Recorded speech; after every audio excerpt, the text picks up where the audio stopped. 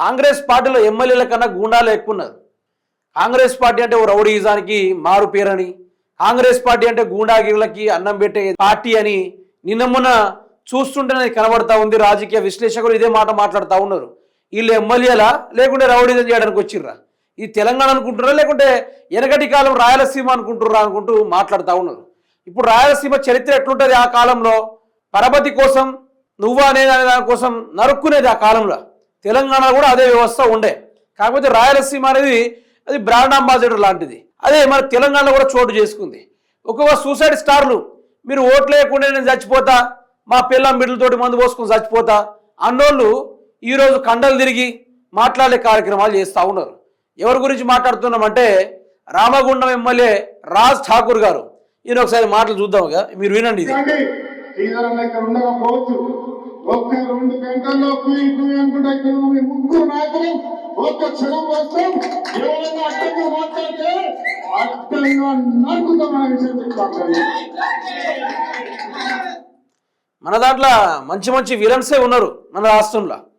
అనవసరంగా రాజమౌళి గారు ఇతర రాష్ట్రాల నుంచి ఇతర దేశాల నుంచి విలన్స్ని తీసుకొస్తున్నాడు, కానీ మన రాష్ట్రంలో ఉన్న అసలైన గూండాల్ని రాజమౌళి గారు గుర్తించడం లేదు. యాక్చువల్గా ఒక్కొక్కరు అడ్డంగా వస్తే నరుకుతాం ఇట్లాంటి డైలాగులు సినిమాలల్లో డైలాగు రాతాడు, ఒకటి చెప్తాడన్నమాట.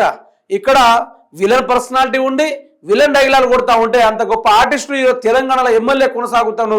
ఇది దయచేసి రాజమౌళి గారి దగ్గరలో ఉంటే ఆ రాజమౌళి గారికి పంపించండి ఈ ముచ్చట.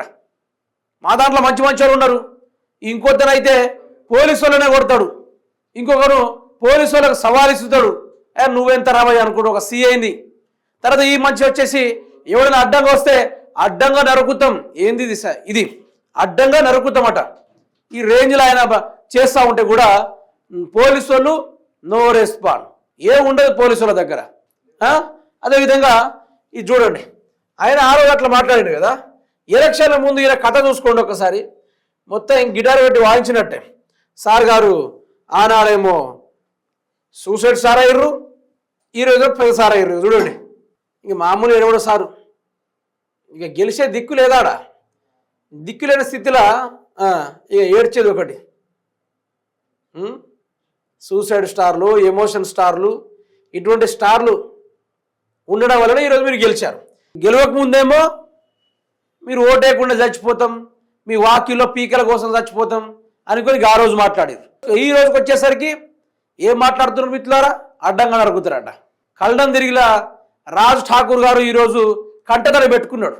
కన్నీళ్లు కార్చు నుంచి మొదలు పెడితే నరుకురు కాడ డెవలప్ అయిన సార్, అయితే మామూలు డెవలప్ కాలే, చాలా ఎత్తైన పొజిషన్లో వెళ్ళడం కూడా జరిగింది, మనం చూస్తూ ఉన్నాం. ఇది మన కాంగ్రెస్ పార్టీ యొక్క పనితీరు.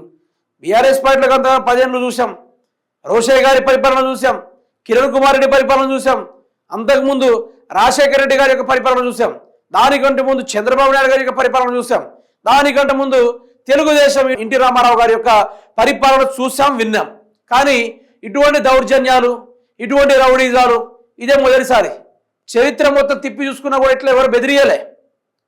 ఈరోజు వాళ్ళు ఫేమస్ అవడానికి చేస్తూ ఉన్నారో లేకుంటే నిజానికి నరికే కార్యక్రమాలు పెట్టుకున్నారో ఇది చేస్తూ ఉన్నారు. మీరు నరకాలనుకుంటే మీ అహంకారం నరుక్కోండి, మీ యొక్క బలుపుల్ని నరుక్కోండి, మీ చాతగాని తనాన్ని నరుక్కోండి, మీ యొక్క అసెంబ్లీలో పోయి బడ్జెట్ని అడగని భయాన్ని నరుక్కోండి. అంతే తప్ప నేను అడ్డంగా వచ్చి నరుకుతాం సంపుతాం అంటే వీళ్ళందరికీ టైం వచ్చింది, ప్రతి ఒక్కరికి టైం వచ్చింది.